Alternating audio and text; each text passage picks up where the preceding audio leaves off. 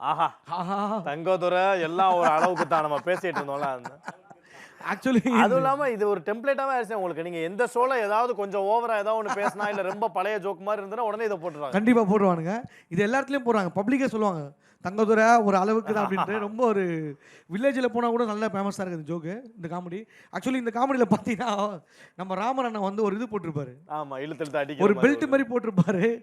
என்ன அப்போ வந்து பெரியப்பா பெரியப்பா அப்படின்ற மாதிரி ஒரு பண்ணுவார். டேய் பாட்டுன்றது உள்ள இருந்து வரேன்டா. அப்போ நான் உள்ள இருந்தே வரேன்ட்டு உள்ள போவாரு அப்படின்னு பிடிச்சி இழுத்தம் பாருங்க. டப்புன்னு போட்டுச்சு. அதுல இருந்து அதை பிடிச்சி அந்த எபிசோடு ஃபுல்லா இழுத்து இழுத்து விட்டு விட்டு அவருக்கு சரியான அடி.